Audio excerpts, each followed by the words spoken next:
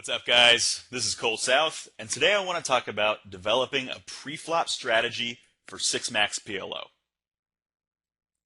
The hands you select pre-flop really dictate your overall game plan. If you start with weak hands, you're going to have weak ranges post-flop, and pre-flop is really the foundation of your PLO game. Having a well-thought-out pre-flop game plan helps you stay consistent at the tables. You'll find it's not uncommon to see tight PLO players just randomly open King 5-4-2 double suited under the gun, and you're just left wondering how the heck they fit that hand into their 12% under the gun range. Poker's definitely headed in a direction where precision is becoming more and more important, and really thinking long and hard about your pre-flop strategy is going to help you make consistent, precise decisions at the tables. By identifying pre-flop leaks, you'll be well on the way to exploiting other players who then present those leaks. So for example, you determine that opening 85% of hands from early position is probably a leak, and then you see someone implementing that strategy. It's only a couple of small steps before you figured out how to effectively exploit that tendency. Two important tools I use to work on my pre-flop strategies are the Pro Poker Tools rankings and Hold'em Manager's RFI statistic. You can use the PPT rankings to see how hands do hot and cold and just check general equities, and RFI is the stat we'll use to determine how aggressively players are opening pots. It stands for raise first in. So you might be thinking, okay, why is this so difficult? I'm just going to play sweet hands and ship big pots. Well, if you Google image search PLO preflop hands, literally this picture of this monkey is the first thing that comes up. And you're going to see a lot of monkeying around in PLO preflop spots, because a well-defined strategy is tough to put together. In No Limit Hold'em, there are only 1,326 hand combinations, so developing a discrete starting hand strategy where, say, we raise Queen 10 offsuit but fold Queen 9 offsuit when we're on the cutoff is easy enough to do. And that's why in every beginner's No Limit Hold'em book you'll see starting hand charts that are designed to start players off with strong hands and keep them out of difficult post-flop situations. PLO, on the other hand, has over 270,000 starting hand combinations, and that makes this starting hand chart approach a lot less feasible. Another important factor in PLO is playability versus hot and cold equity ranking. In No Limit Hold'em, you're basically never going to prefer to have 10-9 suited over pocket queens pre-flop. In PLO, however, a hand like Jack 10 9-8 double suited, which is in the 17th percentile versus a random hand, is almost always going to be preferable to King 7-4 rainbow, which is all the way up in the top 9th percentile versus a random hand. The absolute number one thing I want to talk about when it comes to developing a preflop strategy is positional awareness. Let's do a quick recap of why having position is so important in PLO. PLO is a game where the nuts are out relatively frequently, so it's hard to value bet non-nut hands when your opponent can have the nuts and he hasn't acted yet. When you're in position, you're able to value bet much more freely with the added information that your opponent's checked.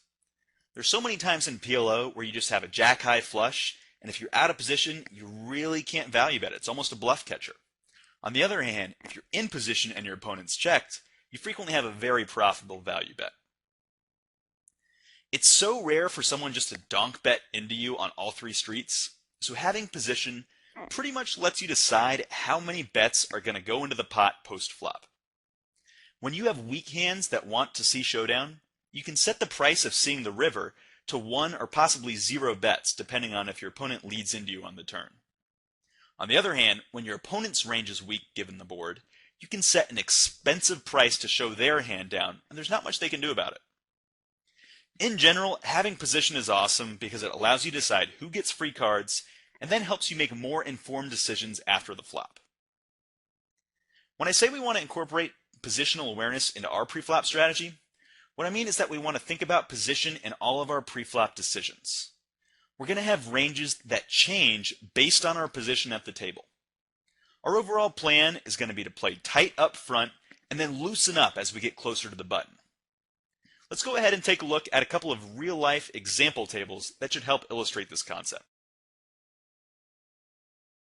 So here I've got a table I played recently that really hammers home the point of positional awareness. I've got a 25-50 6-max PLO game where there was a recreational player playing, but he's since busted And at this point, it's just 6 regs battling.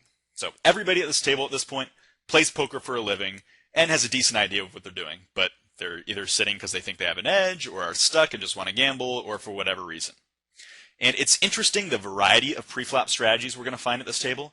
I kind of want to talk about what I think works and what doesn't work that each player is doing. So if we first look at my strategy so far, it's only been 160 hands at this table, but I've VPIP'd 35%, I've raised 28% of hands, and I've 3-bet 21% of hands. Now, certainly, as those numbers will converge, my 3-bet percentage, for example, would decrease. But this should give us a good idea of my steal by position and the positional awareness that goes into that preflop strategy. So RFI is the stat that I'm most interested in when I'm trying to dissect how aggressively players are opening pots. It's a raised first in, and it's a very important stat to have in your heads-up display if you're using Poker Tracker or Hold'em Manager or whatever. So from early position so far, I've been raising 18% of pots. Then from middle position, raising 32%, 41% on the cutoff, and then really opening up on the button to 56%. And these certainly are not hard and set stats that I have, I raise this hand and I don't raise this hand. It's somewhat table dependent, but the general gist of it is that I'm opening up as I hit the button and playing pretty snug in early position. I think in particular that early position number is important when you're at a table full of regs.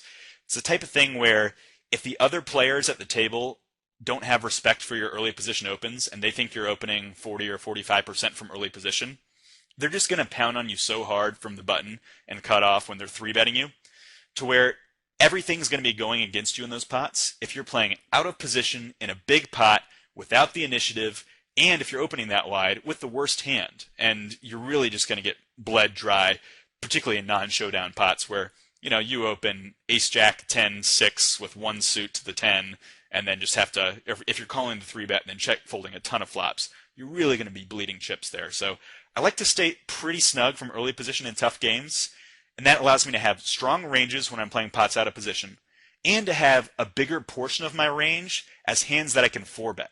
So if I've got a tight early position range, aces make up more of that range. Or if I'm playing a guy that's, say, mindlessly 3-betting 25% on the button, regardless of the action before, I can open up that 4-betting range to, say, aces, ace-king-king, and double-suited kings for value, and maybe even a few bluffs in there.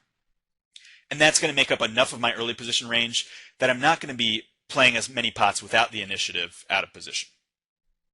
So we can compare that general strategy to a couple of the other players at the table. We first take the player to my immediate left. He's a very good player who I've played a ton of hands with on a variety of sites, and I do really respect his game. He's a thinking player who's certainly put a lot of work into his preflop strategy. Overall, he's VPIPing 35% of hands, raising 21%, and 3-betting 8% of hands. I'd say in general for regs in these games, that's a little bit on the looser side, but not insanely aggressive or anything. And certainly a strategy that could be part of an overall winning game plan. And for this guy, I think it definitely is. We can try to kind of see how positionally aware this player is by looking at his RFI by position. So if we see that overall he's raised 26% of hands from early position, still playing pretty tight from middle position with 29% RFI. Again in the cutoff, still pretty snug, 32%. He's not opening up too much until he hits the button, and then he's all the way up in the 60s, opening 60% of pots, really maximizing that positional advantage. This is a player, again, whose game I really respect, and I think this is a positionally aware strategy that's definitely working out for him. If we take a look for maybe the player right across from him, he's playing a significantly tighter strategy, VPIPing 25% of hands, PFRing 18%, and 3-betting 6%. So a lot more snug, but definitely a thinking, strong player who's makes it work for him. If we look at his positional awareness, he's playing extremely tight from early position and middle position. Just 11% of hands under the gun and 14% from the hijack. And those numbers really allow him to stick in a ton of 4-bets when his early position raises, get 3-bet. And it just, it makes it to where when he raises from early position and you're looking at some pretty double-suited rundown on the button that you might 3-bet against a lot of guys, you just can't do it against him because he's going to have aces too often or, another hand that he can 4-bet you with.